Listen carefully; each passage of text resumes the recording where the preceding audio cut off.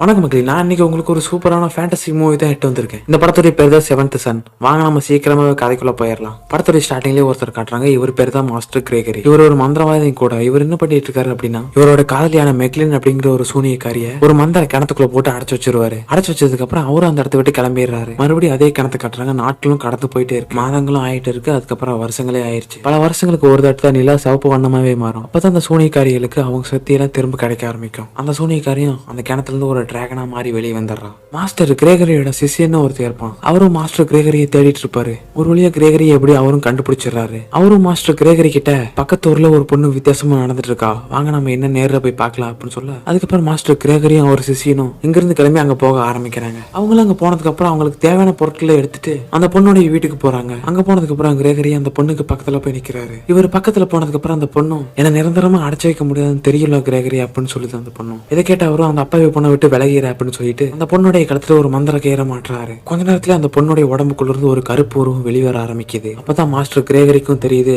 இது மெக்லின் அப்படின்னு. அந்த சூனியக்காரியும் கிரேகரி கிட்ட உன்னுடைய காதலை அடைச்சு வைக்கிறதுக்கு உனக்கு எப்படி மனசு வந்தது அப்படின்னு வேற கேட்கறாங்க. கேட்டதுக்கு அப்புறம் அவரோட சிஷியனை பார்த்து அவருடைய மைண்டை கண்ட்ரோல் பண்ண பாக்குறாங்க. ஆனா கிரேகரி இருந்துட்டு அவ அப்படித்தான் பண்ணுவா, நீ முழிச்சுக்க அப்படின்னு சொல்றாரு. அதுக்கப்புறம் அவரும் முழிச்சுக்கிறாரு. முழிச்சதுக்கு அப்புறம் ஒரு மந்திர அம்பெடுத்து அந்த சூனியக்காரி மேல வீச ஆரம்பிக்கிறாரு. அந்த அம்பு பட்டதான் அந்த சூனியக்காரி ஒரு பெரிய டிராகனா மாறியாரா. இதை பார்த்து அவங்களும் ஒரு மந்திர வழி எடுத்து அந்த டிராகன் மேல போடுறாங்க. அதுவும் அந்த வீட்டுடைய கதை உடைச்சிட்டு மாஸ்டர் கிரேகரியோட சிசினை இழுத்துட்டு போக ஆரம்பிக்குது. அங்க கிரேகரி வந்து இதை பார்த்து நீ ஒன்னும் பயந்துக்காத, அவ பழைய நிலைமைக்கே மாறிடுவா அப்படின்னு சொல்றாரு. கொஞ்ச நேரத்திலேயே இவர் சொன்ன மாதிரி அவங்களும் பழைய நிலைமைக்கே மாறிடுறாங்க. அதுக்கப்புறம் அந்த சூனியக்காரி ஒரு கூண்டுக்குள்ள போட்டு அடைக்கிறதுக்காக இழுத்துட்டு போறாங்க. அப்படி அந்த சூனியக்காரியை கூண்டுக்குள்ள போடும் போது கிரேகரியோட சிசினும் மாட்டிக்கிறாரு. இதை பார்த்து கிரேகரி அந்த சூனியக்காரி கிட்ட மரியாதையா அந்த பையனை விட்டுரு அப்படின்னு கேட்கிறாரு. ஆனா அந்த சூனியக்காரி அந்த பையனை கொல்ல வேற பாக்குறாங்க. இதை பார்த்து அவரு ஒரு நெருப்பு கட்டையை எடுத்துட்டு வந்து நீ அந்த பையனை விடலன்னா உன்னை கொளுத்தி வருவேன் அப்படின்னு சொல்றாரு. ஆனா அந்த சூனியக்காரி அந்த பையனோட சக்தியெல்லாம் எடுத்துக்கிறாங்க. இதை பார்த்து அவரும் அந்த கூண்டுக்குள்ள நெருப்பை பத்தி விட்டுறாரு. ஆனா அப்போ அந்த சூனியக்காரிக்கு ஒண்ணுமே ஆகல. நிறைய சக்திகளை கிடைச்சிட்டு இருக்கிறதுனால அந்த சூனியக்காரி அந்த கூண்டுக்குள்ள இருந்து டிராகனா மாதிரி தப்பிச்சு போயிடுறான். இங்க அப்படியே கட் பண்ணா நம்ம ஹீரோவை காட்டுறாங்க. இங்க நம்ம ஹீரோவும் ஒரு மான வேட்டையாடுறதுக்காக கத்தி எடுத்து கரெக்டா எய்ம் பண்ணிட்டு இருப்பாரு. அந்த மானை பார்த்து கரெக்டா கத்தி விடுவாரு. கத்தி மிஸ் ஆகி மானம் தப்பிச்சு போயிருது. அங்க அப்படியே நம்ம ஹீரோவோட தங்கச்சி வரா. உன்னை பண்ணிக்கு தானே பாத்துக்க சொன்னாங்க, இங்க எதுக்கு வந்து அப்படின்னு கேக்குறாங்க. அதுக்கப்புறம் நம்ம ஹீரோவும் பன்னிகளுக்கு போய் சாப்பாடை போட்டு பன்னிகளை பாத்துக்க ஆரம்பிக்கிறாரு. அப்ப திடீர்னு நம்ம ஹீரோவோட மைண்ட்ல ஏதோ வந்து போகும். இதை பார்த்து நம்ம ஹீரோவோட அம்மாவும் டாம் உனக்கு ஒன்றும் இல்லையா அப்படின்னு கேட்க, அதுக்கு நம்ம ஹீரோவும் எனக்கு மறுபடியும் அந்த கனவு வந்தது அப்படின்னு சொல்றாரு. ஏன் அப்படி நம்ம ஹீரோவுக்கு பண்ணுது அப்படின்னா, நம்ம ஹீரோ வேற செவன்த் சன்ல, அதனாலதான் நம்ம ஹீரோவுக்கு இப்படி பண்ணுது. அங்க மாஸ்டர் கிரேகரியும் நம்ம ஹீரோவை தேடி வந்திருப்பாரு. அங்க வந்ததுக்கு அப்புறம் நம்ம ஹீரோவோட அப்பா கிட்ட இங்க யாரு 7வது மகன் அப்படின்னு கேட்கறாரு. அதுக்கு நம்ம ஹீரோவும் எந்திரிச்சு நிக்கிறாரு. இவரை பார்த்த கிரேகரியும் நம்ம ஹீரோவோட அப்பா கிட்ட நிறைய பொற்காசுகளை கொடுத்து நம்ம ஹீரோவை கூட்டிட்டு போறதுக்காக வந்திருப்பாரு. இதை பார்த்து நம்ம ஹீரோவும் அவங்க அம்மா கிட்ட போய் என் கனவுல வந்தவங்கள இவரும் ஒருத்தர் தான் அப்படின்னு சொல்றாரு. அதுக்கு அவங்க அம்மாவும் இவன் ஒரு மந்திரவாதி, நீ இவனோட ஜாக்கிரதையா தான் இருக்கணும் அப்படின்னு சொல்றாங்க. சொல்லிட்டு நம்ம ஹீரோ கிட்ட அவங்க கழுத்துல போடுற டாலரையும் கொடுத்து விட்டுறாங்க. கொஞ்ச நேரத்திலேயே கிரேகரி நம்ம ஹீரோவை கூட்டிட்டு அங்கிருந்து கிளம்பி போக ஆரம்பிக்கிறாரு. இங்க கட் பண்ணா அப்படியே அந்த மெக்லின் அப்படிங்கிற சூனியக்காரியை காட்டுறாங்க. அந்த சூனியக்காரி இதுக்கு முன்னாடி வாழ்ந்துட்டு இருந்த கோட்டைக்கு போயிருப்பாங்க. மெக்லின் அடைச்சிருந்தனால இத்தனை நாளா இந்த கோட்டையை அவளுடைய தங்கச்சி தான் பார்த்துட்டு இருந்திருப்பா. அவளுடைய தங்கச்சி நம்ம கிரேகரியால சாபத்தை வாங்கியிருப்பா. சாபத்தை வாங்கினதுனால அவளுடைய முகமே பார்க்கறதுக்கு ரொம்பவே கொடுமையா இருக்கும். இதை பார்த்து அந்த சூனியக்காரியும் அவளுடைய முகத்தை பழைய நிலைமைக்கு கொண்டு வந்துடுறா. அந்த கோட்டையும் சாபத்தை வாங்கியிருக்க மாட்டேங்குது. அந்த சூனியக்காரியும் கோட்டைக்கு வந்து பார்க்கும்போது கோட்டையும் பாலடைஞ்ச மங்களா மாதிரியா இருக்கும். அதுக்கப்புறம் அந்த கோட்டையும் பழைய நிலைமைக்கு கொண்டு வந்துடுறா. இங்க அப்படியே கட் பண்ணா நம்ம ஹீரோவையும் கிரேகரியும் காட்டுறாங்க. ஒரு மார்க்கெட்டுக்கு வேற வந்திருப்பாங்க. அவங்களுக்கு தேவையான பொருட்களா வாங்க. நம்ம ஹீரோவும் கிரேகரி கிட்ட அப்படிங்க என்ன வாங்க வந்திருக்கோம் அப்படின்னு கேட்க, அதுக்கு அவரும் சரக்கு அப்படின்னு சொல்றாரு. சொன்னதுக்கு அப்புறம் நம்ம ஹீரோவை கொஞ்சம் பொருட்களாக வாங்க சொல்லிட்டு இவரும் சாராய் கடைக்குள்ள போயிடுறாரு. அப்ப அந்த மார்க்கெட்ல இருக்கிற கொஞ்சம் மக்கள் எல்லாம் ஒரு சூனியக்காரியை கட்டி எடுத்துட்டு போயிட்டு இருப்பாங்க.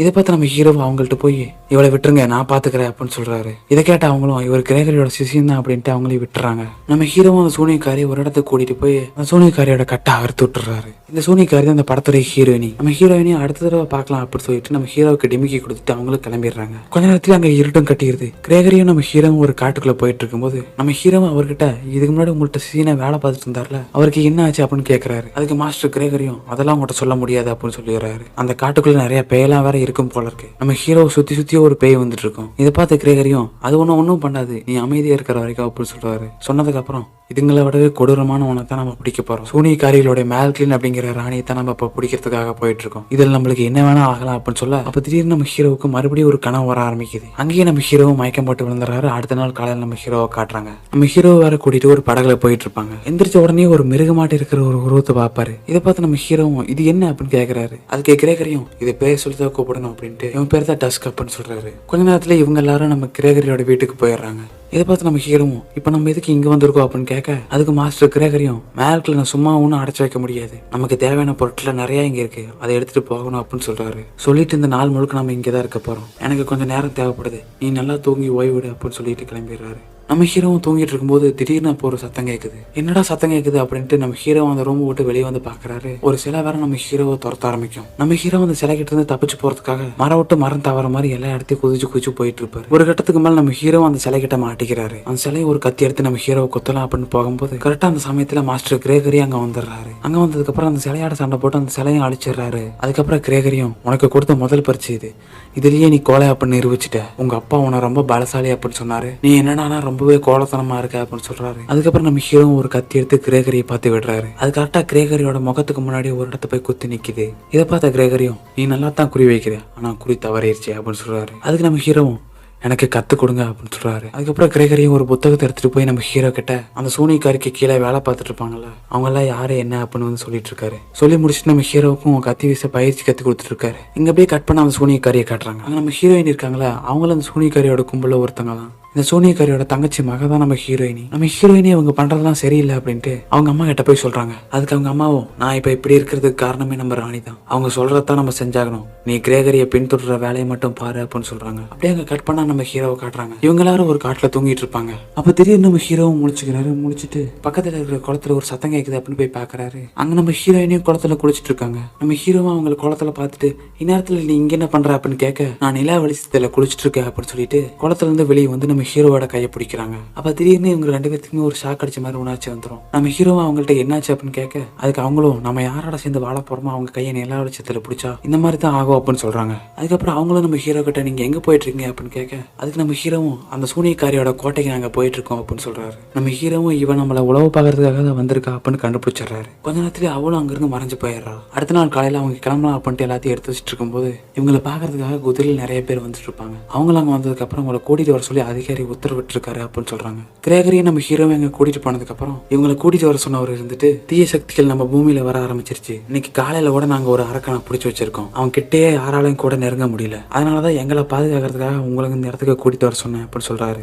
சொல்லிட்டு அந்த மிருகத்தை சிறை பிடிச்சிருப்பாங்கல்ல அந்த இடத்துக்கு கொண்டு போய் விட்டுறாரு. விட்டதுக்கு அப்புறம் கிரேகரியும் இவங்க எல்லாத்தையும் வெளியே போக சொல்லிட்டு அந்த கூண்டுக்குள்ள இருக்கிற மிருகத்துக்கு முன்னாடி போய் நிக்கிறாரு. அவர் பக்கத்துல போனதுக்கு அப்புறம் அந்த கூண்டை உடச்சுக்கிட்டு அந்த மிருகமும் வெளியே வர இவர் ஒரு பொடி எடுத்து அந்த மிருகத்தை மேல தூவி விட்டுறாரு. கொஞ்ச நேரத்துல அந்த மிருகமும் மனுஷ உருவத்துக்கு மாறிடுது. இது யாரு அப்படின்னா அந்த சூனியக்காரி கீழே வேலை செஞ்சுட்டு இருக்கிற ஒரு ஆள் தான். அவனும் வெளியே வந்ததுக்கு அப்புறம் கிரேகரிக்கும் அவனுக்கும் பயங்கரமான ஒரு சண்டை வந்துட்டு இருக்கு. இவங்களும் மாத்தி மாத்தி சண்டை போட்டு இருக்கும்போது அப்ப திடீர்னு அந்த மனுஷனும் மிருகமா மாற ஆரம்பிக்கிறான். இதை பார்த்து நம்ம ஹீரோவும் ஒரு பொடி எடுத்து அது மேல வீச மறுபடியும் அவன் மனுஷனாக மாற ஆரம்பிச்சாரான். அதுக்கப்புறம் இவங்களும் அவனை ஒரு மந்திர சங்கிலியில கட்டி போட்டு வச்சிடறாங்க. கட்டி போட்டதுக்கு அப்புறம் ஒரு நெருப்பு கட்டையை எடுத்து அவனை எரிச்சிடறாங்க. அங்க பாதி நிலாவுக்கு மேல சிவப்பு வண்ணமா மாற ஆரம்பிச்சிருச்சு. முழுசும் சிவப்பு நிறமா மாறிடுச்சுன்னா சூனியக்காரிகளுக்கு எல்லாம் நிறைய சக்தி கிடைச்சிடும். அங்க மேல்கிளோட கோட்டைக்கு மற்ற சூனியக்காரங்க எல்லாம் வந்திருப்பாங்க.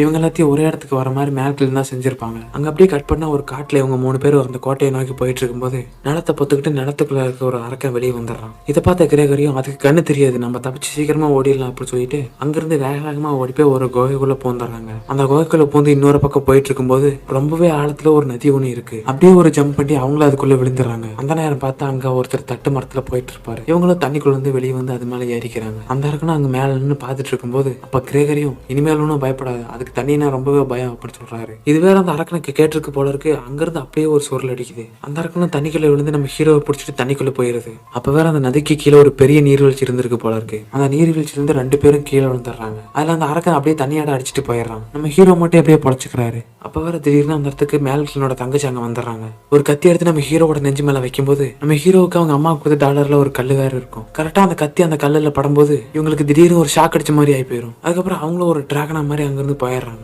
நம்ம ஹீரோவும் மாஸ்டர் கிரேகரி கிட்ட போய் இந்த டாலர் கேட்டு இந்த டாலர்ல அப்படி என்ன இருக்கு அப்படின்னு கேட்க அதுக்கு கிரேகரியும் இது மேல்கிளனோட டாலர், இது உங்ககிட்ட எப்படி வந்தது அப்படின்னு கேட்க அதுக்கு நம்ம ஹீரோவும் இது எங்க அம்மா உடையது அப்படின்னு சொல்றாரு. அதுக்கு கிரேகரியும் இப்பதான் எனக்கு புரியுது, மேல்கிளன் கிட்ட இருந்து ஒரு சூனியக்காரி இந்த கல் எடுத்துட்டு போயிட்டாங்க, அதுக்கப்புறம் தான் மேல்கிளனால கூண்டுக்குள்ள போட்டு அடைச்சு வைக்க முடிஞ்சது அப்படின்னு சொல்ல நம்ம ஹீரோவும் வாங்க அவங்களை நம்ம சேர்ந்து பிடிக்க ஆரம்பிக்கலாம் அப்படின்னு சொல்லிடுறாரு. இந்த பக்கம் நம்ம மேல்கிளன் அப்படிங்கிற சூனியக்காரி கிட்ட நம்ம ஹீரோயினி கிராகரி பத்தி சொல்லிட்டு இருப்பாங்க. இதை கேட்ட மேல்கிளனும் கிராகரி உயிரோட தான் கொண்டு வர சொல்லியிருக்கேன், ஆனா அவனோட சிசினை கொல்ல சொல்லிட்டேன் அப்படின்னு சொல்றாரு. சொல்றாங்க. ஆனா அவனை உயிரோட விடணும் அப்படின்னா அவங்ககிட்ட இருக்கிற டாலரை நீ எடுத்துட்டு வரணும் அப்படின்னு சொல்றாங்க. நம்ம ஹீரோயின் நினைச்சதுக்கு அப்புறம் மேல்கினும் ஒரு பெரிய கிணத்துல மந்திரத்துக்கு தேவையான பொருட்கள் எல்லாம் போட்டு மந்திரத்தை சொல்லி எல்லா மந்திரவாதிகளையும் கூட்டிட்டு ஊருக்குள்ள போக ஆரம்பிக்கிறாங்க. ஊருக்குள்ள போனதுக்கு அப்புறம் அவங்களோட சக்தியை பயன்படுத்தி எல்லாரும் மிருகங்களா மாற ஆரம்பிக்கிறாங்க. மாறினதுக்கு அப்புறம் ஊருக்குள்ள இருக்கிற மக்கள் எல்லாத்தையும் கொத்து கொத்த கொள்ள ஆரம்பிக்கிறாங்க. ஊருக்குள்ள நிறைய காவலாளிகள் இருப்பாங்களா, அவங்களும் இவங்க கூட சண்டை போட ட்ரை பண்ணிட்டு இருக்காங்க. ஆனா இவங்க எல்லாம் அவங்களை அசால்ட்டாக அடிச்சுட்டு போயிட்டே இருக்காங்க. அந்த மக்களா நம்ம ஹீரோவோட அம்மா வேற இருப்பாங்க. அதுல வேற அவங்க ஒரு சூனியக்காரனோட சண்டை போட்டு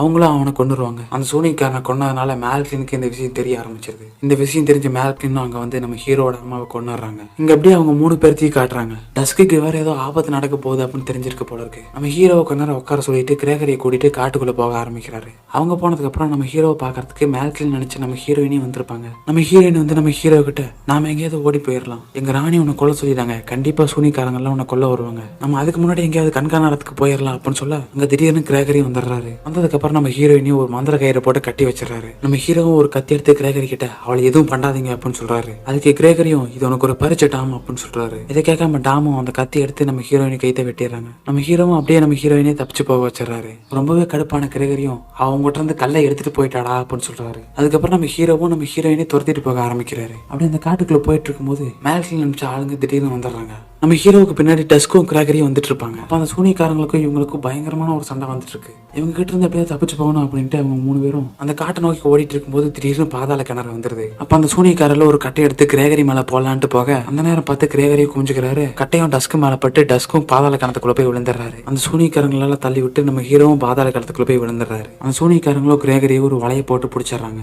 கைது பண்ணதுக்கு அப்புறம் கிரேகரியை ஒரு குதிரையில போட்டு இழுத்துட்டு போறாங்க. அதுக்கப்புறம் பாதாள கிணத்துக்குள்ள விழுந்து நம்ம ஹீரோவை காட்டுறாங்க. அவ்வளவு உயரத்துல இருந்து விழுந்தும் நம்ம ஹீரோவுக்கு ஒண்ணுமே ஆகல. அப்ப திடீர்னு நம்ம ஹீரோவோட கனவுல அவங்க அம்மா வந்துடுறாங்க. நம்ம ஹீரோவும் கனவுல இருந்து முடிச்சுக்கிறாரு. அவங்க அம்மா நேர்லயே இருக்காங்க. அந்த சமயத்துல நம்ம ஹீரோவுக்கு ஒண்ணுமே புரியல. அதுக்கப்புறம் அவங்க அம்மா அவங்களுக்கு நடந்த விஷயத்தெல்லாம் சொல்றாங்க. மேற்கில் நட போராடி நான் இறந்துட்டேன், ஆனா நீ இறக்க கூடாது, அவளை நீ தான் அழிச்சாகணும் அப்படின்னு சொல்றாங்க. சொல்லி முடிச்சதுக்கு அப்புறம் அவங்களும் அங்கிருந்து மறைஞ்சிடறாங்க. நம்ம ஹீரோவும் அங்கிருந்து எந்திரிச்சு பாக்குறாரு, நாம என்ன சாவலி அப்படின்னு. அப்ப திடீர்னு நம்ம ஹீரோவுக்கு ஒரு குரல் கேக்குது. யாருன்னு பார்த்தா டஸ்க் அங்க தொங்கிட்டு இருப்பான். நம்ம ஹீரோவும் டஸ்க் அப்படியே அங்கிருந்து காப்பாத்திட்டு கிளம்ப ஆரம்பிக்கிறாங்க. இந்த பக்கம் கிரேகரியை பிடிச்சி வந்தாங்களே அந்த சூனிக்காரங்களா இருந்துட்டு மேல்கின் கிட்ட கூட்டிட்டு போறாங்க. அங்க நம்ம ஹீரோயின் இருந்துட்டு அவங்க அம்மா கிட்ட இவர் மட்டும் தான் இருக்காங்க, மத்த 2 பேரும் எங்க அப்படின்னு கேக்குறாங்க. அதுக்கு அவங்க அம்மாவும் அவங்க இறந்துட்டாங்க அப்படின்னு சொல்றாங்க. மேல்கின் அந்த டாலரை வச்சு கிரேகரியை கட்டுப்படுத்திட்டு இருக்காங்க. அப்ப திடீர்னு நம்ம ஹீரோயின் வந்து இந்த டாலர் எடுத்துட்டு போயிடுறாங்க. அதுக்கப்புறம் கிரேகரியும் சுயநனவுக்கு வந்துடுறாரு. இதுல கோபமான மேல்கின் இருந்துட்டு கிரேகரியை தூக்கி போட்டுட்டு நம்ம ஹீரோயினி ஒரு டிராகனா மாதிரி துரத்த ஆரம்பிக்கிறாங்க. அங்க நம்ம ஹீரோயினை காப்பாத்துறதுக்காக அவங்க அம்மாவும் மேல்கின் கிட்ட சண்டை போட்டு இருக்காங்க. டிராகனா மாதிரி 2 டிராகனுக்கும் பயங்கரமா சண்டை போயிட்டு இருக்க சமயத்துல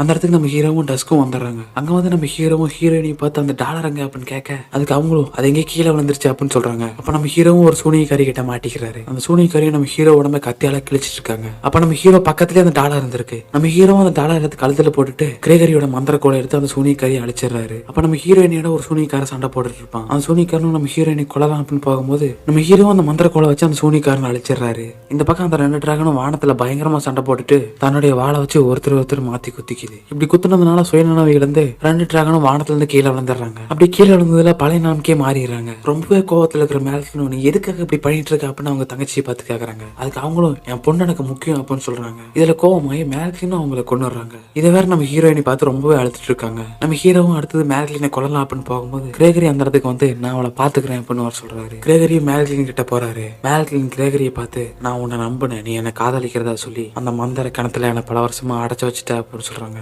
அப்ப கிரேகரியும் நான் உன்னை உண்மையிலேயே காதலிச்சேன் அப்படின்னு சொல்லிட்டு மனசு கேட்காம கத்தி எடுத்து அவளை குத்தலாம் அப்படின்னு போகும்போது இதை பார்த்த மேல்கினும் ரொம்பவே கோவத்துல கிரேகரியோட கழுத்தை நெரிக்க ஆரம்பிக்கிறாங்க. அப்ப அந்த இடத்துக்கு 7th சன் ஆன நம்ம ஹீரோ வந்து மேல்கினை பார்த்து ஒரு கத்தி எடுத்து விட்டுறாரு. இதுல மேல்கினும் இறந்து போயிடுறாங்க. எப்படா இறந்து போனாங்க அப்படின்னு நினைக்கிறீங்களா? இல்ல இன்னும் முழுமையா சிவப்பு வண்ணமா மாறல. அதுவும் இல்லாத 7th சன் தான் சூனியக்காரிகளோட ராணிய அழிப்பான்னு பழங்கால புத்தகத்துல போட்டிருக்கும். அதுக்கப்புறம் தீய சக்திகள் இருந்து பூமியை நாம தான் இனிமேல் காப்பாத்தி ஆகணும் அப்படின்ட்டு பல ஊர்களுக்கு பிரயாணம் பண்ண ஆரம்பிப்பாங்க. இந்த படம் நல்ல ஒரு ஃபேண்டசிக்கான மூவி. நீங்க யாரும் மிஸ்ஸே பண்ணிடாதீங்க. நம்ம சேனலுக்கு யாராவது புதுசா வந்தீங்கன்னா அப்படியே ஒரு லைக் தட்டிட்டு சப்ஸ்கிரைப் பண்ணிட்டு பாருங்க. நான் உங்களை அடுத்த ஒரு ஸ்டோரியில சந்திக்கிறேன். வாட்டா.